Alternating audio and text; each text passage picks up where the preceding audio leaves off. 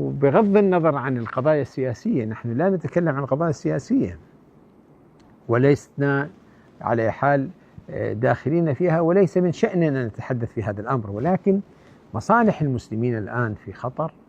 هذه الحرب مستمرة ولكن أشكالها مختلفة.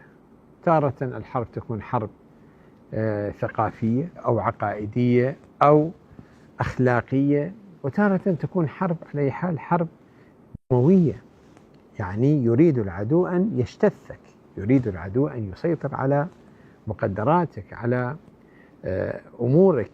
وهذا الذي يجري اليوم، العدوان الكبير للصهاينة المسلمين لبلاد المسلمين ولمصالح المسلمين، وفرض إرادتهم على المسلمين على أن يكون لكم كذا أو لا يكون، أن تتمتعوا بهذه القدرة أو ما تتمتعوا، تريدوا هذا الشيء أو لا تريدوه. هي ترجع إلى إراداتهم وفرض إراداتهم في واقع الحال.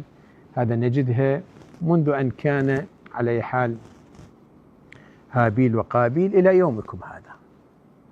قابيل ماذا أراد من هابيل؟ أراد أن يفرض رأيه على أخيه فقتله ظلما. وهكذا فرعون وبني إسرائيل، نمرود وقومه، وكل هذه السلسلة الطويلة في تاريخ البشرية، فرض إرادة جهة على جهة أخرى. هذه قضية على أي حال نجدها في تاريخ البشر. اليوم هذا النوع من الاحتدام وهذا النوع من الصراع اللي الآن موجود، وقد اشتغلت وانشغلت على حال المحطات والصفحات والإذاعات في نقل الحوادث المؤلمة التي تجري على بلاد المسلمين. هذا في واقع الحال لا بد أن نلتفت إليها على أنها ضمن هذا السياق، سياق معركة الحق والباطل، معركة الشرك كله مع أهل الإيمان وفرض إرادتهم. ولا بد أن نلتفت إلى الله سبحانه وتعالى.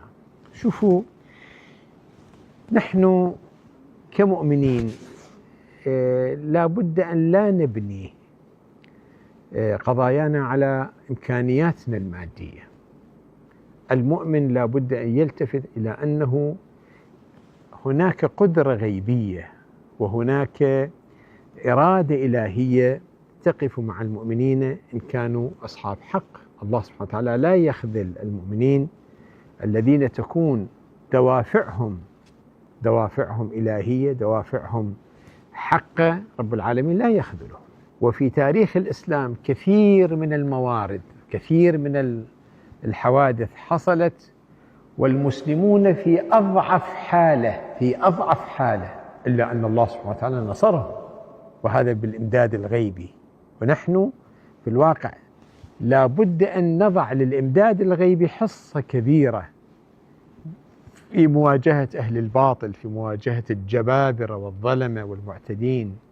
فالعدو الغاشم لا يريد بلدا بعينه، وإنما يريد بلاد المسلمين على أن يستولي عليه. وهؤلاء الصهاينة المسلمين معروفون، والقرآن الكريم أيضا يقول لن ترضى عنك اليهود. هؤلاء لن يرضوا عن أحد ويريدون ذلتنا. فنسأل الله سبحانه وتعالى بحق هذه الأيام وبحق هذه الساعات أن يدفع عنا شر الأعداء وكيد هؤلاء الصهاينة الذين يستبيحون البلاد والعبادة ويقتلون الأطفال والنساء بدم بارد. الله يدفع عنا هؤلاء.